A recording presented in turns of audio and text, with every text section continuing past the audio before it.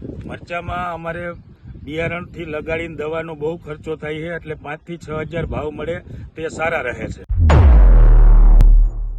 ડુંગળીની બજાર છે નહીં બરાબર. આ માલ અત્યારે 125 રૂપિયામાં ગયો. 300 રૂપિયા ઉપર તો પડતર પડે છે. આમાં 70-75 રૂપિયા ખેડૂના જાય. અત્યારે ઘરના બહુ નાખવા પડે. ગયા વર્ષ કરતા મરચાની આવક આ વર્ષે વધારે છે. ગયા વર્ષે અમને 5500 રૂપિયાથી 6000 લગીના ભાવ મળતા હતા. આ વખતે અમને 3500 થી લગાડીને 4000 સુધીના ભાવ મળે. સરકારે અત્યારે લગીને કઈ વિચાર્યું નહીં. પેલા જો વિચાર્યું હોત તો ખેડૂતને 2 પૈસા મળે એમ બરોબર. આવો ને આવો ભાવ રહીએ તો કોઈ ડુંગળી જ નહીં વાવે. ખેડૂત ઓન પૈસા અંતે ને તૂટ્યા, નિકાસ બંધ થઈને પછી. રાજકોટ એપીએમસીમાં લાલ મરચા અને ડુંગળીની આવક પુષ્કળ પ્રમાણમાં થઈ હતી. ગત વર્ષની સરખામણી આ વર્ષે ભાવમાં ઘટાડો આવતા ખેડૂતોની તો જાણે માઠી લાગી હોય તેવું જાણવા મળી રહ્યું છે. નમસ્કાર, હું છું અમન પટેલ અને લઈને આવી ગયો છું ખેડૂતનો અવાજ. ખેડૂતની જાણે હમણાં કમર જ તૂટી ગઈ હોય તેવું લાગી રહ્યું છે. ખેડૂતો દ્વારા ગત વર્ષમાં જે ખેતી કરાઈ છે તેમાં મોટા ભાગના વાવેતરમાં ભાવનો ઘટાડો જોવા મળી રહ્યો છે. ત્યારે ફરી એકવાર મરચાની ખેતીમાં પણ ખેડૂતોની હાલત કફોડી બની હોય તેવું જાણવા મળી રહ્યું છે.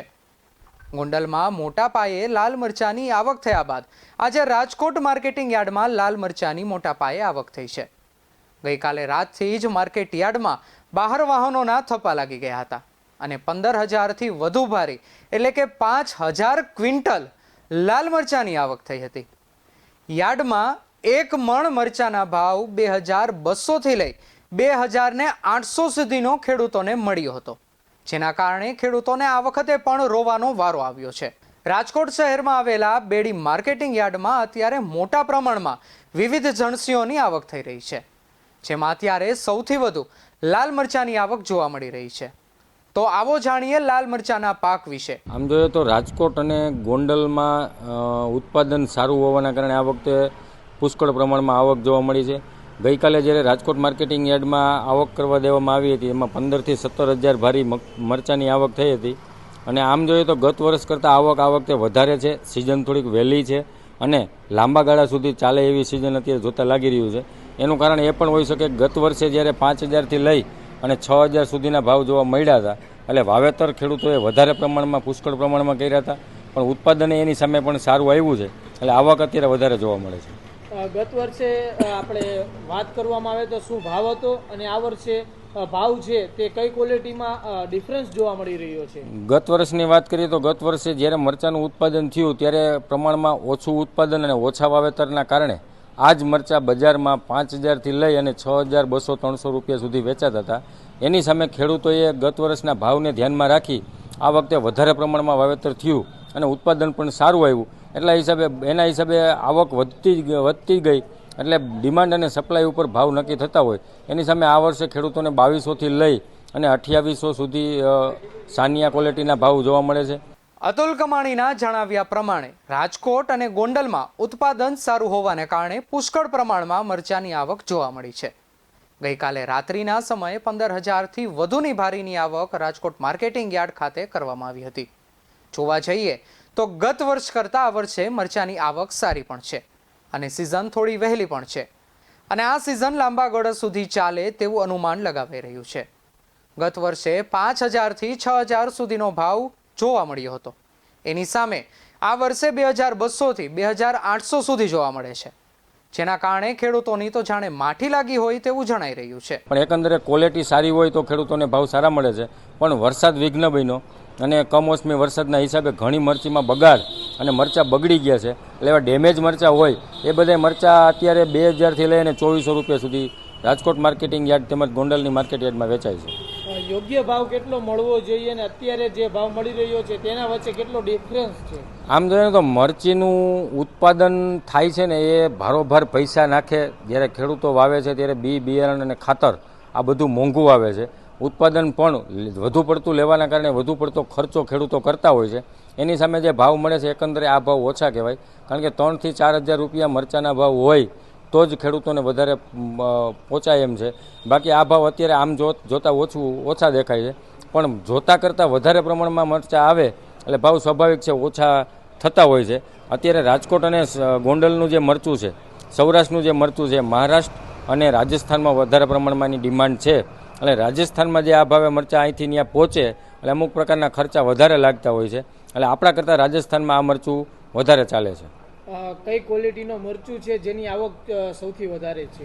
આમ જોઈએ તો મરચીમાં પહેલાં શરૂઆતમાં દિવસોમાં એવું થતું હતું કે દેશી મરચાં ખેડૂતો વધારે વાવતા હતા, પણ ઉત્પાદન એમાં ઓછું આવવાના કારણે હાઇબ્રિડ બિયારણ જે આવ્યા છે, તેજા અને સાનિયા, એ પ્રકારના બિયારણ વાવે એટલે ખેડૂતોને વધુ ઉત્પાદન એમાં મળે છે. એટલે આ વર્ષે વધારે ઉત્પાદન સાનિયા ક્વોલિટીનું થાય છે અને સાનિયા ક્વોલિટી વધારે, લગભગ મારા અંદાજ પ્રમાણે 60 થી 70% મરચાં સાનિયા ક્વોલિટીના જોવા મળે છે. જે મરચાનો પાવડર બનાવતી હોય કંપની હોય છે તે વધુ પ્રમાણમાં કઈ મરચાનો ઉપયોગ કરતી હોય છે? આમ જોઈએ તો જે કંપની છે ને એ તીખું મરચું જે આવતું હોય ને એમાં વધારે દેશી મરચી આવતી હોય એનો ઉપયોગ કરતા હોય છે, પણ એ પાવડર બનાવવા માટે એને લગભગ 2-3 જાતના મરચાં ભેગા કરી અને જે મોટી કંપનીઓ છે એને કરવા પડતા હોય છે, કારણ કે તીખું મોડું એમાં ઘણા પ્રકારના મરચાં આવતા હોય છે. એટલે બધી ક્વોલિટીના મરચાં આમ તો પાવડર જ બનતો હોય છે, પણ તીખું જે ક્વોલિટી ખાતા હોય એને તીખી મરચી નાખી અને મરચાંની ચટણીનું ઉત્પાદન કરતા હોય છે. મરચાનું ઉત્પાદન કરવામાં ખેડૂતોને ભારે ખર્ચ થાય છે. જ્યારે ખેડૂતો મરચાનું વાવેતર કરે છે ત્યારે બિયારણ અને ખાતર કે જેનો ખર્ચ ખૂબ જ વધારે હોય છે અને એની સામે જે ભાવ ખેડૂતોને મળે છે તે એકંદરે ઓછો હોય છે. અને અત્યારનું જે મરચું છે એનું મહારાષ્ટ્ર અને રાજસ્થાનમાં વધારે ડિમાન્ડ છે, ત્યારે તેના ટ્રાન્સપોર્ટેશન માટેના ખર્ચ પણ વધારે થાય છે. પરંતુ ખેડૂતોને જે ભાવ મળ્યો છે અત્યારે એની સામે આ ખર્ચાઓ ખૂબ જ વધારે છે. जयपुर से आप कितने साल से यहाँ बेड़ी यार्ड में खरीदी करने के लिए आते हैं? 5-6 साल से आ रहे हैं. कौन सी चीज की आप खरीदी करने राजकोट बेड़ी यार्ड आते हैं? राजकोट बेड़ियार में मिर्ची, जीरा और धनिया. इस साल आपने मिर्ची की खरीदी की है, कितनी मिर्ची की खरीदी की है और कितनी भारी की खरीदी की है? 5 से 7 हज़ार बोरी भारी. मतलब क्या भाव में आपने वो खरीदी की है?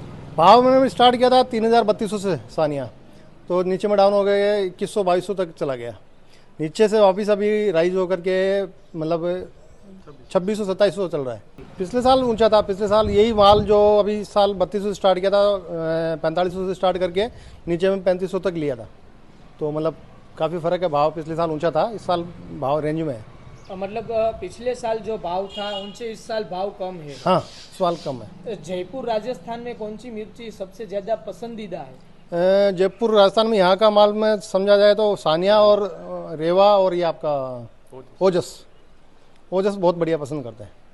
मतलब वहाँ पे जो मिर्ची है वो पाउडर बनाने के लिए कौन सी मिर्ची सबसे ज्यादा यूज की जाती है? पाउडर के लिए सानिया. पाउडर के लिए सानिया यूज़ करते हैं. और रेवा भी क्या है, हाई रेंज में है थोड़ा.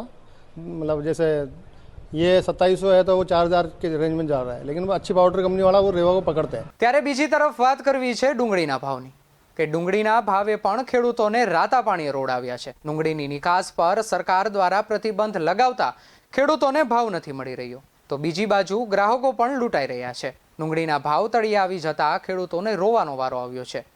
તો બીજી તરફ ગ્રાહકો બજારમાંથી જે મોંઘા ભાવે ડુંગળી ખરીદવા મજબૂર બન્યા છે, તો ખેડૂતો 1 કિલો ડુંગળી માત્ર 5 રૂપિયામાં વેચી રહ્યા છે.